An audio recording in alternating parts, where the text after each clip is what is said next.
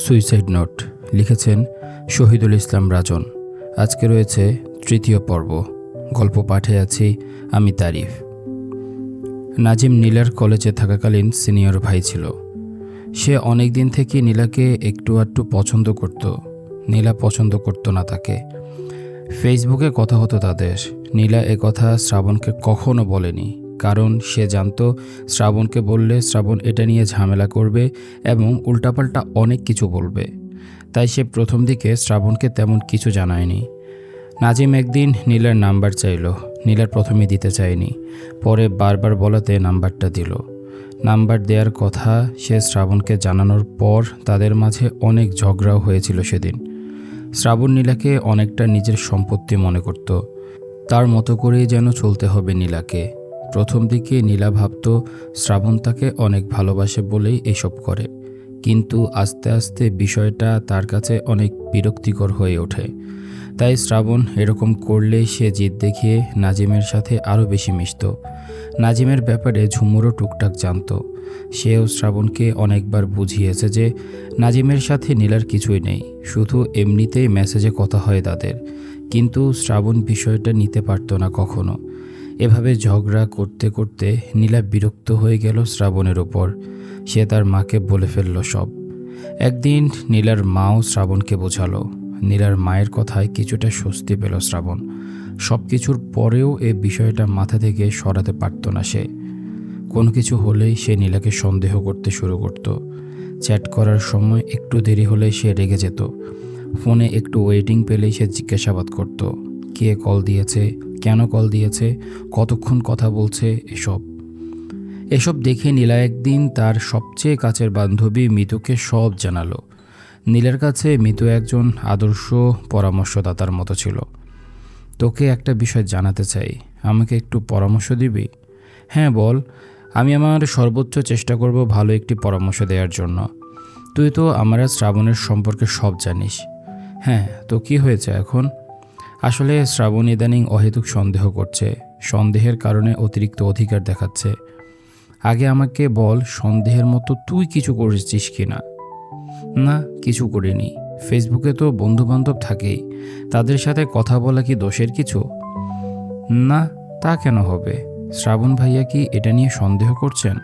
শুধু সন্দেহ না, শ্রাবণ রীতিমতো আমাকে অনেক বেশি অবিশ্বাস করা শুরু করছে। এ কারণে আমি রাগ থেকে আরও বেশি কথা বলি। আমার দম বন্ধ হয়ে আসতেছে। আমাকে একটা সমাধান দিতে পারবি? সমাধান দেয়া যায়, তবে আগে জানতে হবে তুই কি চাস, তোর মন কি বলে। আমি চাই এই সন্দেহ, এই অবিশ্বাস থেকে বাঁচতে, একটু নিজের মতো করে নিঃশ্বাস নিতে। শ্রাবণ ভাইয়াকে বুঝিয়ে বলেছিস সব? শুধু আমি না, ঝুমুর এবং মা তাদেরকে দিয়েও বুঝিয়েছি, কিন্তু সে ঘুরে ফিরে সন্দেহ নিয়েই আছে। সে এটা বুঝতে চায় না যে তার সন্দেহের কারণে আমি তাকে ইগনোর করা শুরু করেছি। আমার কখনো ইচ্ছে ছিল না সে ছাড়া কারো সাথে ফোনে কথা বলতে, সময় দিতে, কিন্তু তার অতিরিক্ত অধিকার দেখানোর জন্য আমি রাগ থেকে এখন একটা ভাইয়ের সাথে কথা বলি। তুই শুধু আমাকে এটা বল, তুই এই অবস্থায় থাকলে কি করতিস? দেখ, কোনো কিছুর সম্মুখীন না হলে আমরা ঠিক সঠিক অবস্থাটা বুঝতে পারি না। তবে আমি বলবো, আমি তোর জায়গায় আমি থাকলে আমিও এই সন্দেহ, এই অবিশ্বাস মেনে নিতে পারতাম না। শুধু আমরা কেন, কোনো মেয়ে সন্দেহ, অবিশ্বাস, অতিরিক্ত অধিকার এই বিষয়গুলো মেনে নিতে চায় না। মেনে নেয়ার কথাও না। আমাদেরও তো একটা অধিকার আছে, নিজের মতো করে বাঁচার অধিকার। প্রেমিক আসার আগে তো আমাদের জীবনে বন্ধু বান্ধব থাকে। প্রেমিক তো আর জন্ম থেকে আসে না। সে আসার আগে আমাদের জীবনে অনেক সম্পর্ক থাকে। ভাই বোনের সম্পর্ক, বন্ধু বান্ধবের সম্পর্ক, সিনিয়র জুনিয়রের সম্পর্ক। একটা মানুষের জন্য সম্পর্কগুলো কেন বাদ দিব? আর এমন না যে এই সম্পর্কগুলোর জন্য আমরা ওই মানুষটাকে ঠকাচ্ছি। সে তার জায়গায়, সম্পর্কগুলো সম্পর্কের জায়গায়। তার জায়গা তো কেউ দখল করে নিয়ে যাচ্ছে না, কিংবা তুইও দিয়ে দিচ্ছিস না। আর সন্দেহ নিয়ে আর যাই হোক, একটা সম্পর্ক টেনে নেওয়া যায় না। তবুও আরেকটু চিন্তা করে দেখিস তোর কোথাও ভুল আছে কিনা। তোর সাথে কথা বলে অনেক ভালো লাগলো, আর আমার উত্তর আমি পেয়ে গেছি। তোকে অনেক ধন্যবাদ। বাব্বা, এত ফর্মালিটিস? আরে না, এটা তোর পাওনা, আমার পক্ষ থেকে কৃতজ্ঞতা। তুই কি শ্রাবণ ভাইয়ের সাথে ব্রেকআপ করে নতুন কারোর সাথে রিলেশন করবি নাকি? আরে না, একবার রিলেশন করে যান বেরিয়ে যাচ্ছে, আরেকবার করার আর শখ নেই আমার। আর এক মন কয়জনকে দিব বল? শ্রাবণকে ছাড়া নতুন করে আর কাউকে ভালোবাসার ইচ্ছে নেই। শ্রাবণ তার অভ্যেস পরিবর্তন করলে আমি তাকেই ধরে রাখবো আমার জীবনে। আচ্ছা, ভালো থাকিস, আর আমার জন্য দোয়া করিস। ধীরে ধীরে কথা বেড়ে গেল নীলা এবং নাজিমের। নীলার দিক থেকে নাজিমের প্রতি কোনো আগ্রহ না থাকলেও নাজিমের দিক থেকে নীলার জন্য আগ্রহ ছিল শতভাগ। নীলার মন পাবার জন্য নাজিমের করা চেষ্টাগুলো অতীতে খারাপ লাগলেও ওই সময় নীলার কাছে এত বেশি খারাপ লাগতো না। প্রথম প্রথম কেবল দিনে কথা হলেও ধীরে ধীরে রাতেও কথা হতে শুরু হলো তাদের। এদিকে দিন যতই যেতে লাগলো, শ্রাবণ ততই খিটখিটে মেজাজের হতে শুরু করলো। নীলাও তার সাথে আগের মতো ভালো করে কথা বলতো না, আগের মতো সময় দিত না, শান্ত হয়ে বোঝাতো না কিছু। শ্রাবণ একটু সন্দেহ করলেই নীলা অনেক বেশি রেগে যেত, যা মুখে আসতো তাই বলে ফেলতো। শ্রাবণের সাথে ঝগড়া করার পর নিজেকে শান্ত এবং মন ভালো করার জন্য সে নাজিমকে কল দিত, কথা বলতো। নীলা শ্রাবণের কাছে স্বীকার করতো না যে সে নাজিমের সাথে কথা বলে। ওয়েটিং কেন জিজ্ঞাসা করলে বিভিন্ন আত্মীয় ও বান্ধবীর নাম করে কাটিয়ে দিত। নীলা কখনো শ্রাবণের কথা বলতো না নাজিমকে। তাকে যখন জিজ্ঞাসা করা হতো কারো সাথে সম্পর্ক আছে কিনা, সে এড়িয়ে যেত, কথা ঘুরিয়ে অন্য কথা বলতো। সারাদিন অনেকবার কল দিত শ্রাবণ। সন্দেহ জন্মানোর পর আগের তুলনায় কলের পরিমাণও বাড়িয়ে দিল সে। এতে করে শ্রাবণের প্রতি নীলার ভালো লাগা কমে গিয়ে বিরক্তিটাই বেড়ে গেল দিনকে দিন। শ্রাবণ যখন ঝুমুর এবং নীলার মাকে নীলা এবং নাজিমের ফোনে কথা বলার বিষয়টি বলতো, তখন তারা রাগ হয়ে যেত শ্রাবণের ওপর। কারণ তারা জানতো নীলা কারো সাথে তেমন কথা বলে না শ্রাবণ ছাড়া। নীলাও ফোনে কথা বলার ব্যাপারটা কাউকে জানাতো না, ঝুমুরকেও না। এই একটা মাত্র বিষয় সে লুকিয়েছিল ঝুমুর থেকে। নীলা আস্তে আস্তে শ্রাবণের সাথে দেখা করাটাও কমিয়ে দিল। দেখা করতে বললেই নানা ধরনের ব্যস্ততা দেখাতো। কেবল ভার্সিটি গেলেই দেখা হতো, এর বাইরে দেখা হতো না তাদের। শ্রাবণ বুঝে ফেলল যে নীলা অন্য কাউকে নিয়ে বিভোর। কিন্তু সে মানুষটাকে চেনার কোনো উপায় খুঁজে না পেয়ে নীলার ফেসবুক বন্ধু লিস্টের সন্দেহভাজন কিছু ছেলেকে মেসেজ দেওয়া শুরু করলো সে। যাদের মেসেজ দিল তাদের মাঝে নাজিমও ছিল। শ্রাবণ সবাইকে নীলা সম্বন্ধে এভাবে জিজ্ঞেস করতো যে, নীলা আপনার কি হয়? নীলাকে নিয়ে সে এত বেশি চিন্তিত ছিল যে কাকে কি বলে নিজেকে নীলাকে হারানোর ভয় থেকে রক্ষা করবে তা বুঝে উঠতে পারছিল না ঠিক। নাজিম শ্রাবণের মেসেজ পেয়ে উত্তর দিল, আমি নীলা, একে অন্যকে ভালোবাসি। শ্রাবণ ধীরে ধীরে সব জেনে নিল নাজিম থেকে। তাদের কথাবার্তার ধরন, কবে থেকে কথা হয়, কখন কথা হয়, তার সব জেনে শ্রাবণ নীলাকে কল দিল। নীলা মায়ের সাথে ব্যস্ত থাকায় প্রথমে ধরতে পারেনি, পরে ধরল। কি ব্যাপার, পাগলের মতো এভাবে কল দিচ্ছিলে কেন? তুমি কল ধরো না কেন? না ধরার পরও বুঝতেছো না যে ব্যস্ত আছি? তারপর শ্রাবণ নাজিম সম্বন্ধে জিজ্ঞেস করতে চমকে উঠল নীলা। সাথে সাথে জিজ্ঞেস করলো, তুমি তাকে কিভাবে চিনো? আমি কথা বলেছি তার সাথে। কেন? আর কার সাথে বলেছ? অনেকের সাথে, তবে সে আমাকে অনেক কিছু বলেছে। কি বলেছে সেটা তুমি ভালো জানো। জানলে আবার নতুন করে জানতে এসো না। এসবের মানে কি? তুমি আমি ছাড়া অন্যজনের সাথে এসব কি? দেখো শ্রাবণ, তোমার বোঝা উচিত তোমাকে আমার আর ভালো লাগে না। আর ভাইয়াটার সাথে আমার তেমন কিছু নেই, তবে তুমি আমাকে এভাবে জ্বালালে আমাদের অনেক কিছু হয়ে যাবে। একথা শোনার পর অনেকক্ষণ চুপ ছিল শ্রাবণ। কোনো সাড়া শব্দ না পেয়ে নীলা ফোন রেখে দিল। কিছুক্ষণ পর আবার শ্রাবণের কল। তুমি কল কাটলে কেন? তো কি করব? আমার কি আর অন্য কোনো কাজ নেই? শ্রাবণ রেগে যেতে গিয়েও আবার শান্ত হয়ে নীলাকে বোঝালো, দেখো নীলা, আমার তুমি ছাড়া কেউ নেই। তুমি তো আমার সব জানো। প্লিজ আমাকে ছেড়ে যেও না, আমি তোমাকে ছাড়া থাকতে পারবো না। এসব আমাকে বলতে আসবে না, আমাকে আমার মতো থাকতে দাও। চাকরি বাকরি করো, পরেরটা পরে দেখা যাবে। প্লিজ নীলা, তুমি ভাইয়াটার সাথে আর কথা বলো না। কাঁদো কাঁদো গলায় বলল শ্রাবণ। আমি কার সাথে কথা বলবো না বলবো সেটা কি তুমি ঠিক করে দিবে? নিজের সীমা অতিক্রম করবে না। যেভাবে আছো থাকো, এর বেশি লাফালাফি করো না। আমি এখন রাখছি। প্লিজ নীলা, আমি তোমাকে ছাড়া থাকতে পারবো না। উফ, মেয়েদের মতো করো না তো। আমি রাখছি। এটা বলে কল কেটে দিল নীলা। শ্রাবণের চোখ দিয়ে তখনও পানি ঝরতে লাগলো। সে কি করবে বুঝে উঠতে পারছিল না। তার মনে বারবার একটা ভয় বেশি আসতে লাগলো, আর তা হলো নীলাকে হারানোর ভয়। যে নীলা আগে কখনো তার উপর কোনো কথা বলেনি, সেদিন সে তাকে সীমা অতিক্রম করতে নিষেধ করে, চলে যাওয়ার হুমকি দেয়। শ্রাবণ বসে বসে ভাবতে লাগলো, নীলা এতটা পরিবর্তন হলো কী করে? দিন যতই যেতে লাগলো, শ্রাবণ ততই একা হয়ে যেতে লাগলো এবং তার মানসিক অবস্থাও অনেক পরিবর্তন হতে লাগলো। তখন সে ক্লাসেও যেত না, তেমন কথাও বের হতো না, মায়ের কাছেও যাওয়া হতো না খুব একটা। সে পুরো বিষয়টি ঝুমুরকে বলল। ঝুমুর প্রথমে বিশ্বাসই করল না, পরে বলল সে নীলার সাথে কথা বলবে। নীলার সাথে কথা বলে সে যা বুঝলো তা হলো নীলা বন্ধু হিসেবে নাজিমের সাথে কথা বলে। অবশ্য এটা নীলা নিজে তাকে বলেছে। সে শ্রাবণকে এটা বলল এবং বোঝালো যে সব ঠিক হয়ে যাবে। কিন্তু শ্রাবণের অশান্ত মন তা মোটেও বুঝতে চেষ্টা করল না। তার ধারণা নীলা দিন দিন নাজিমের প্রতি ঝুঁকে যাচ্ছে।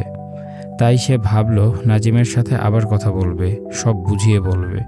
কিন্তু এতে করে তার কোনো উপায় তো হলোই না, বরং নীলা আরও বেশি বিরক্ত হয়ে গেল তার উপর এবং তাকে জানিয়েই এবার নাজিমের সাথে অনেক বেশি কথা বলা শুরু করলো, ফোনে এবং চ্যাটে। আর নাজিমের দিক থেকে শ্রাবণকে ঘিরে কিছু বললে নীলার উত্তর হতো সে শ্রাবণকে চিনে না। নীলা মাঝে মাঝে ভাবত সে জিদের বশে যা যা করছিল তা ঠিক হচ্ছিল নাকি ভুল করছিল। নিজেই আবার নিজেকে বোঝাতো, এই বলে যে অনেক মেয়ে তো আরও বেশি করে, আর শ্রাবণ যা করছে তার সাথে এর থেকে ভালোভাবে ব্যবহার করা উচিতও না।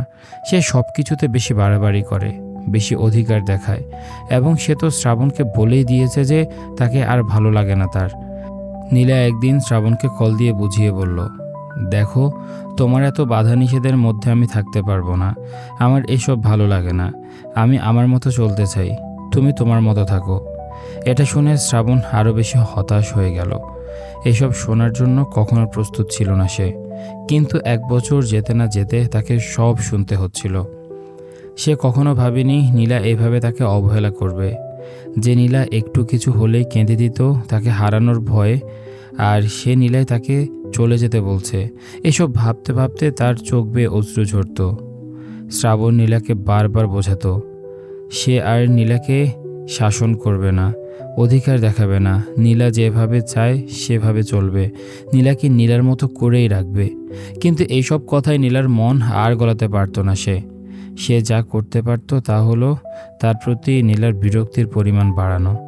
নাজিম না এলে হয়তো নীলা কখনো এমন হতো না। নীলা শ্রাবণের সম্পর্কের অবনতি হতো না। নীলা কখনো শ্রাবণকে অবহেলাও করতো না। নাজিম আসার পর নীলার মাঝে যে পরিবর্তনগুলো দেখা দিল তা হলো শ্রাবণের পরিবার তথা তার বাবা মা কেমন যেন নীলার কাছে সমস্যা হয়ে উঠল, যা আগে কখনোই মনে হয়নি নীলার। শ্রাবণের পরিবারের নানা খুঁত অসুবিধা নীলা তার মাকে দেখাতে লাগলো, যা সে আগে কখনো করেনি। বরং আগে সে তার মাকে শ্রাবণের পরিবারের সম্বন্ধে কথা উঠলে বলতো সবই ভাগ্য, কার কখন কী হয় কেউ বলতে পারে না। অথচ পরে সে নিজেই শ্রাবণের পরিবারের খুঁত বের করতে লাগলো। আগে নীলা শ্রাবণের মাকে নিয়ে শ্রাবণকে কিছু বলতো না, বরং শ্রাবণ মাকে নিয়ে মন খারাপ করলে নীলা তাকে এটা সেটা বলে বোঝাতো।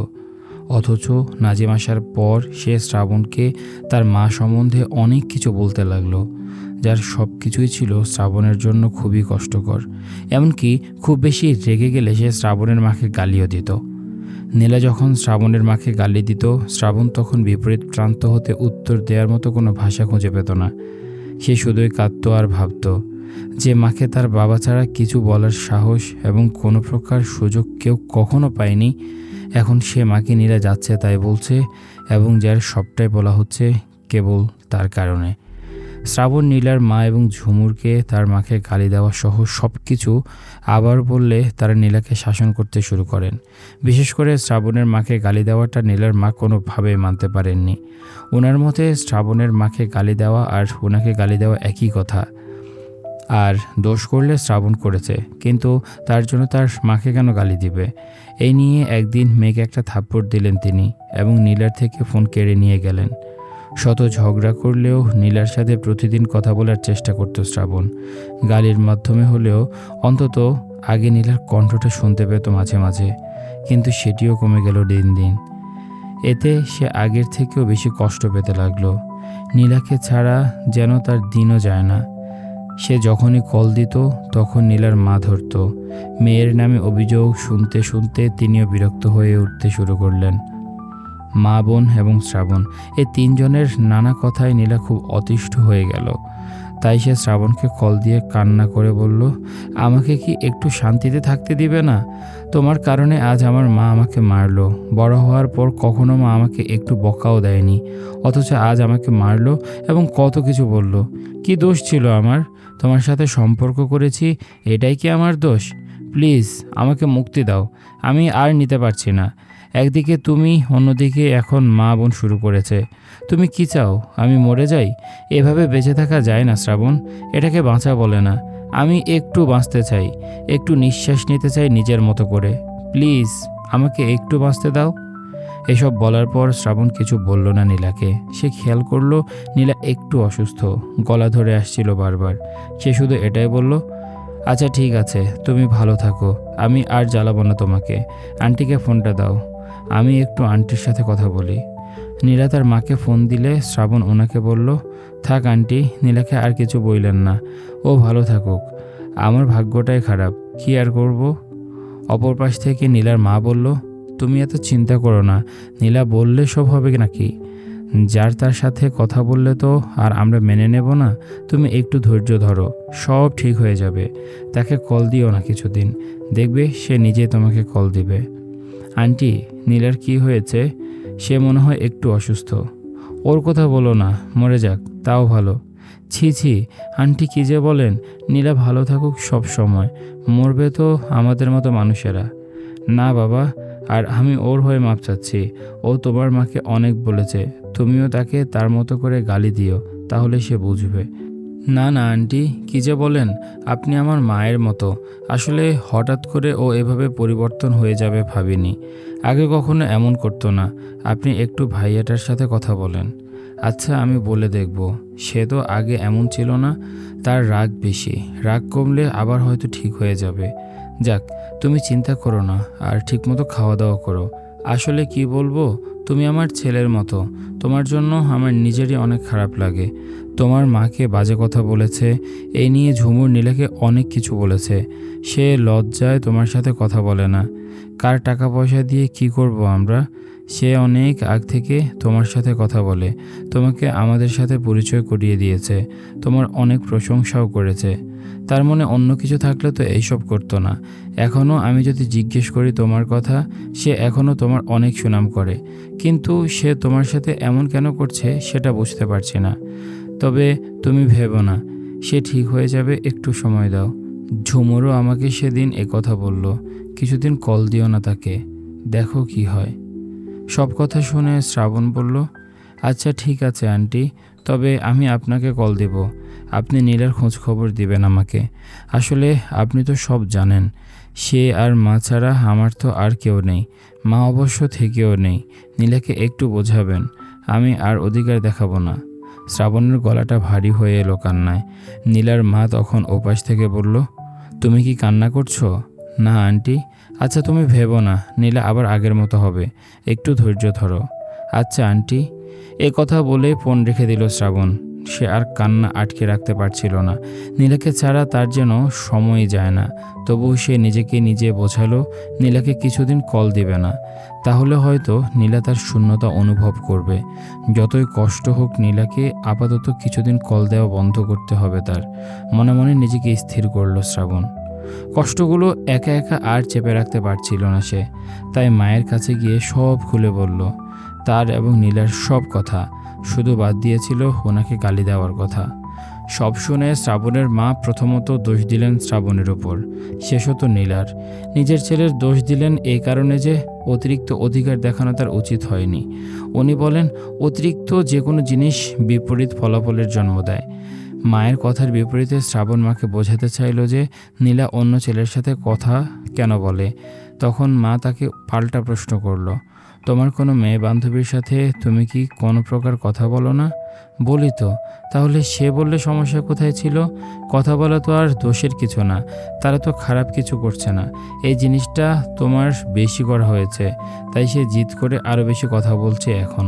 শোনো বাবা, মেয়েরা হচ্ছে একটু অন্য ধরনের। মাথায় একবার যা ঢুকে তা সহজে বের হয় না। বিরক্ত থেকে ওই ছেলেটার সাথে কথা বলতে বলতে এখন হয়তো একটু ভালো লাগা আর অভ্যাসে পরিণত হচ্ছে। আর যদি একবার অভ্যাসে পরিণত হয় তবে তুমি আর তা দূর করতে পারবে না, যতই ভালো লাগা থাকুক তোমাদের মাঝে। অভ্যাস আর ভালোবাসা সাধারণত একমুখী হয়, তবে যদি দুমুখী হয় তবে তখন বেশিরভাগ ক্ষেত্রে অভ্যাসের জয় হয়। আমি কি তাহলে তার অভ্যাস ছিলাম না? ছিলে হয়তোবা ছিলেও না। মানুষের মন সবসময় এক জায়গায় পড়ে থাকে না, মাঝে মাঝে বিকল্প খোঁজে, আর বিকল্প পেলে সে অতীতকে পায়ে ঠেলে দিতেও কুণ্ঠাবোধ করে না। এইটা সম্ভবত মানুষের সবচেয়ে খারাপ একটা দিক। তুমি যদি নীলার অভ্যাস এবং ভালো লাগা হয়ে থাকো তবে সে ফিরে আসবে। তাকে কিছুদিন সময় দাও। মানুষ বেশি দিন তার অভ্যাসকে ছাড়া থাকতে পারে না, সে ঠিকই তার অভ্যাসের কাছে ফিরে আসে। মা আরও বললেন, নীলাকে আপাতত কল দিও না আর। তাকে এতবার কল দিলে সে তোমার শূন্যতা অনুভব করবে কিভাবে? মাঝে মধ্যে শূন্যতা বোঝার জন্য একটু আধটু দূরত্ব রাখতে হয়, এতে সত্যিকারের ভালোবাসা বোঝা যায়। মায়ের সাথে কথা বলার পর অনেক কষ্টে পুরো একদিন সে নীলাকে কল দেয়নি। এ দিনটা তার ঘুমের মধ্যে কেটেছিল, ঘুমের ওষুধ খেয়েছিল সে। সন্ধ্যায় নীলার মা কল দিলেন, কেমন আছে, কি অবস্থা, সব জিজ্ঞেস করলেন শ্রাবণকে। শ্রাবণ উত্তর দিয়ে নীলার কথা জিজ্ঞেস করতেই নীলার মা বললেন তিনি নীলার সাথে শ্রাবণের বিষয় নিয়ে কথা বলছেন। শ্রাবণ জানতে চাইলে তিনি বললেন, আমি কাল ঝুমুর এবং নীলাকে ডাকলাম, পাশে বসিয়ে তোমার ব্যাপারে সব জিজ্ঞেস করলাম, কেন এমন করছে বা কী পরিকল্পনা সব। ঝুমুরও তাকে তোমার ব্যাপারে বলল, তোমার যে খুব খারাপ লাগছে এবং নীলার যে এসব ঠিক হচ্ছে না তাও বললাম।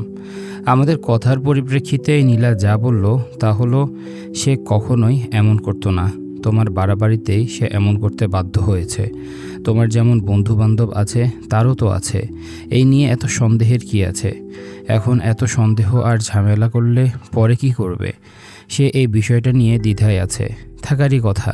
আমি তোমাকে তো বারবার বলেছি সে তুমি ছাড়া আর কারো সাথে কথা বলে না, যারা কল দেয় তারা তার বন্ধু।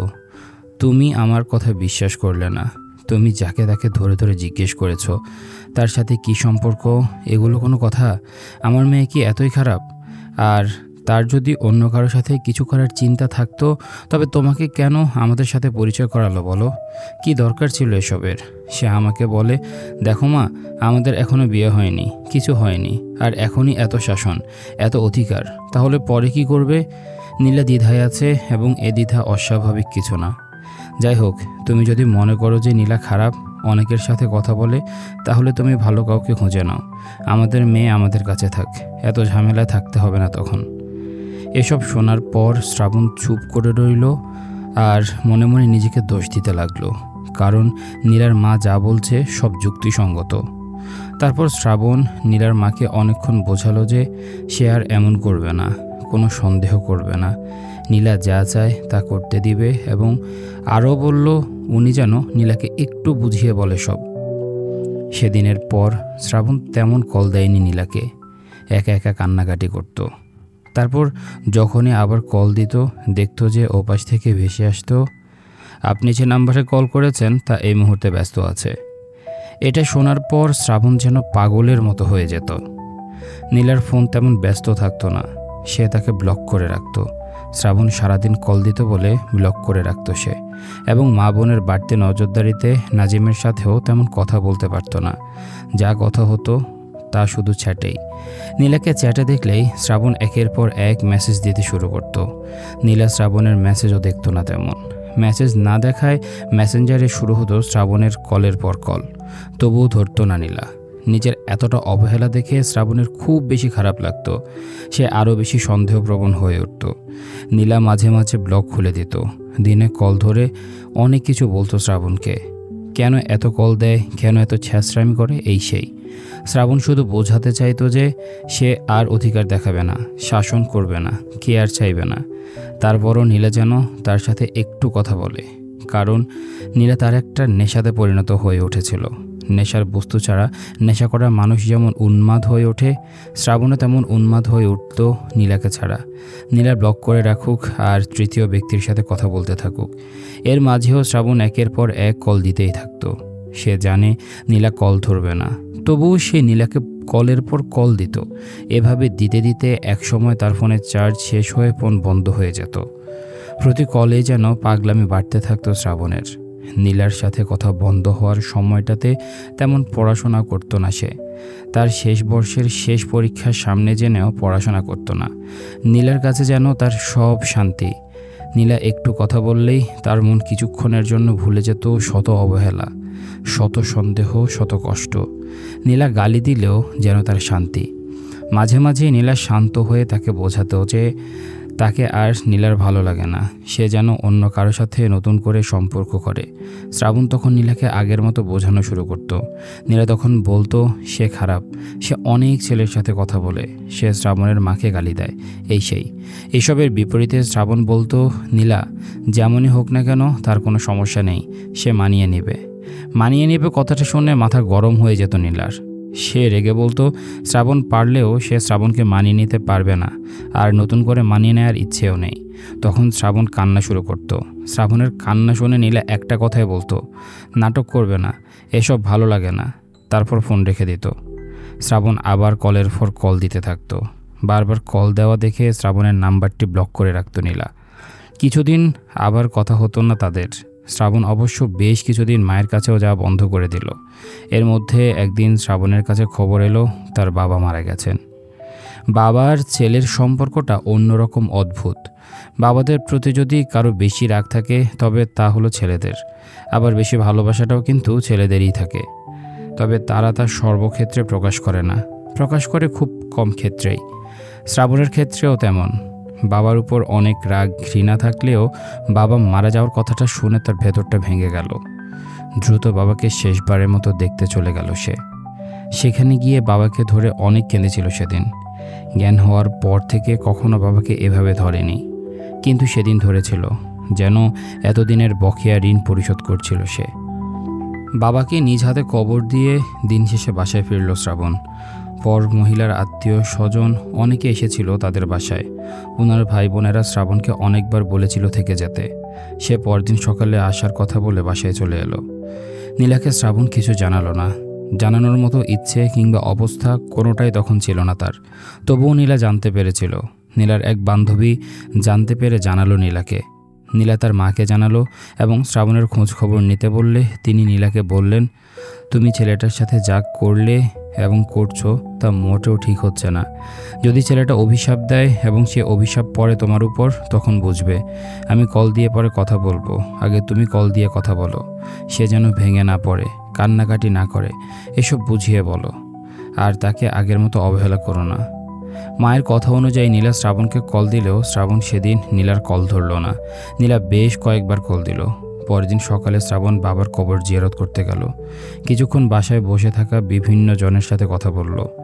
চলে আসার সময় তার দ্বিতীয় মায়ের ভাইদের জিজ্ঞেস করলো দ্বিতীয় মায়ের কথা। এই প্রথম সে তার দ্বিতীয় মায়ের কথা জিজ্ঞেস করলো কাউকে। খোঁজ খবর নিয়ে চলে আসার সময় তার দ্বিতীয় মা তাকে ডেকে দাঁড় করালেন। সে দাঁড়ালো। তিনি এসে শ্রাবণের কাছে কান্নাকাটি করতে লাগলেন এবং বারবার মাপ চাইতে লাগলেন। শ্রাবণ কিছু বলল না। কিছুক্ষণ পর চলে আসতে চাইলে তিনি আবারও দাঁড় করিয়ে রুমে গেলেন।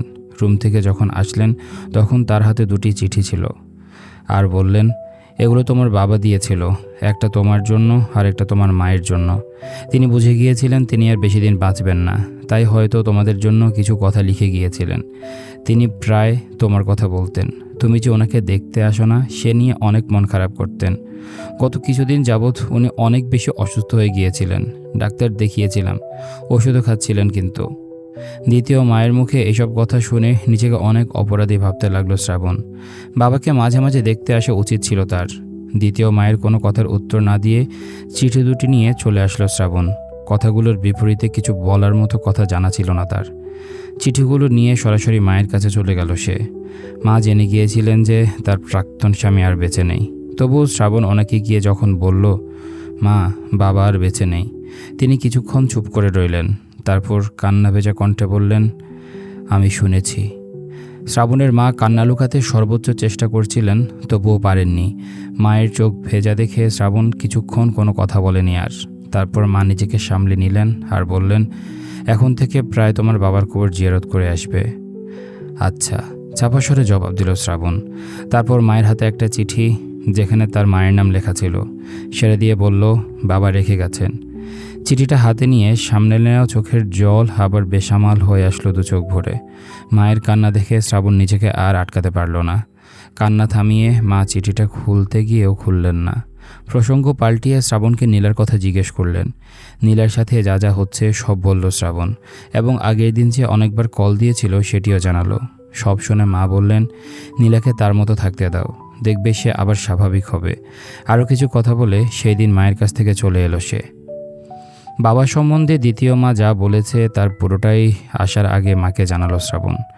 বাবার সম্বন্ধে শ্রাবণ আরও কিছু শুনেছিল তার দ্বিতীয় মায়ের ভাইদের কাছ থেকে। তার বাবা নাকি দ্বিতীয় বিয়ের পর থেকে অনেক বেশি মদ খেতেন। আগে খেলেও মারা যাওয়ার মাস 6 আগে থেকে তার মাত্রাতিরিক্ত পরিমাণে বেড়ে গেল। এ নিয়ে তার দ্বিতীয় মা কিছু বললেও ওনাকে তিনি মারধর করতেন। শ্রাবণ এসব কথা তার মাকে জানায়নি। বাসায় ফেরার পর নীলা কয়েকবার কল করেছিল তাকে। প্রথম কয়েকবার না ধরলেও পরে কল ধরলে নীলা ক্ষমা চাইল শ্রাবণের কাছে। কারণ জানতে চাইলে নীলা বলল যে তার সাথে খারাপ ব্যবহার করেছে সেসবের কথা। নীলা শ্রাবণকে তার বাবার মৃত্যু নিয়ে কী যেন বলতে যাচ্ছিল, সাথে সাথে শ্রাবণ ফোন কেটে দিল। নীলার নাম্বার থেকে আবার কল আসতে থাকলো। এবার কল ধরলে নীলা কথা না বলে কথা বলল নীলার মা।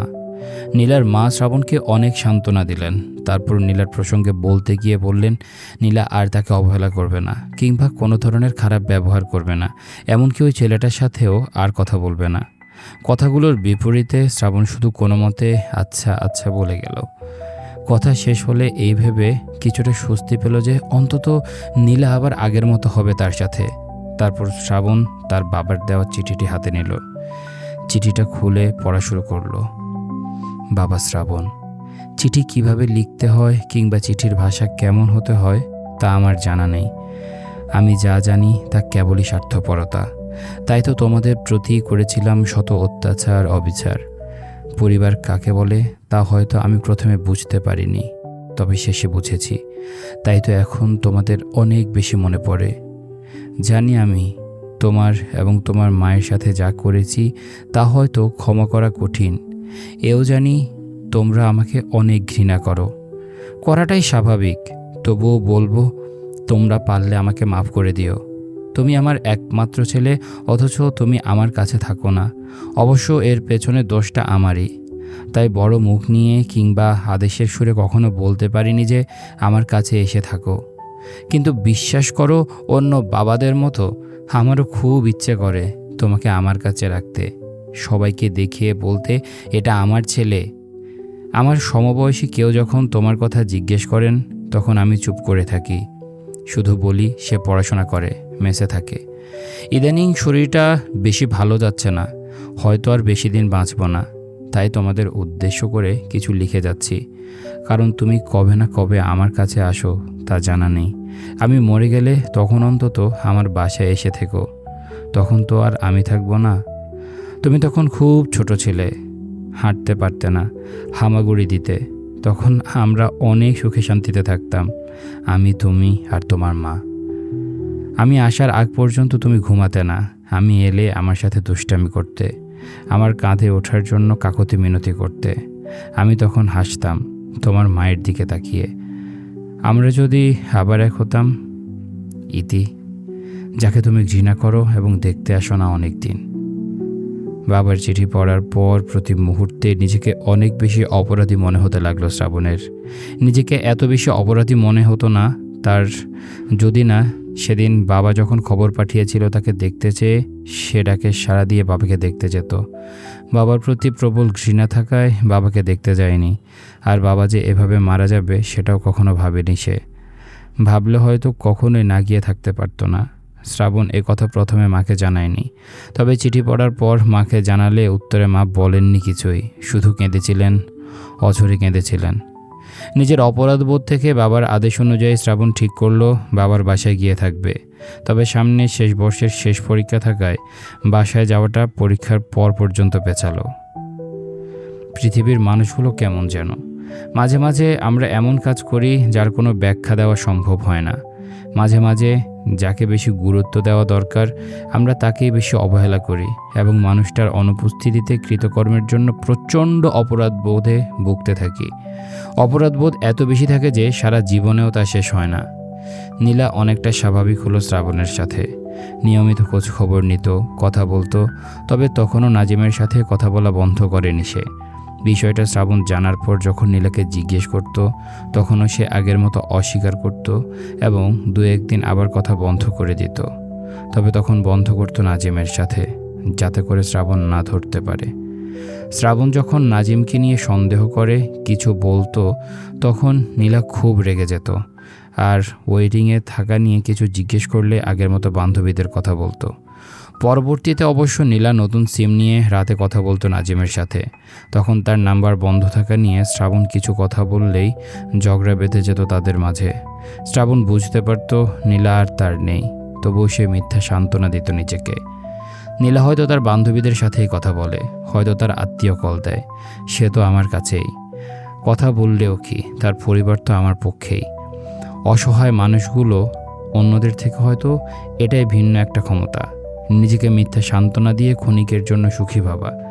এবং তারা জানে যে তারা যা ভাবছে তা সম্পূর্ণ মিথ্যা, তবুও তারা ভাবে এর কারণ হিসেবে যা ধরা যায় তা খুব সম্ভবত তারাও সুখী হতে চায়। ঠিক সুখী মানুষ যেমন থাকে।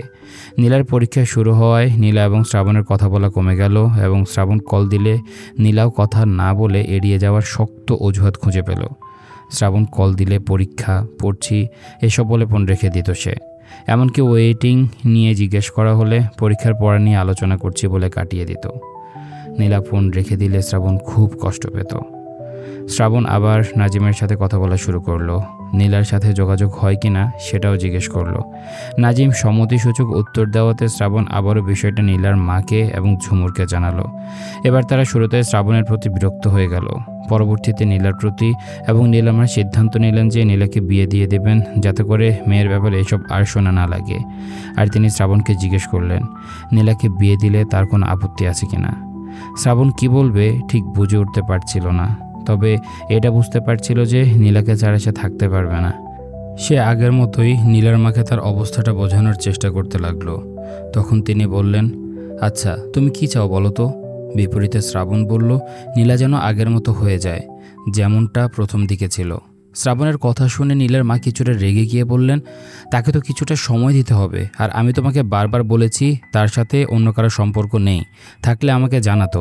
এরপরেও তুমি শুধু অবিশ্বাস করো, আর এই অবিশ্বাসের কারণে সে তোমাকে এড়িয়ে চলে। তুমি পরীক্ষার শেষে কিছু একটা করে তারপর তোমার মায়ের সাথে কথা বলে আমি আর নীলার বাবা তোমাদের বিয়েটা দিয়ে দেব। এই ছিল আজকের পর্ব। কেমন লেগেছে তোমাদের কমেন্ট করে জানাও। দেখা হচ্ছে পরের পর্বে। ততক্ষণ পর্যন্ত সবাই ভালো থাকো, সুস্থ থাকো। আজকের মতো আমি তারিফ এখানে বিদায় নিচ্ছি। আল্লাহ হাফেজ।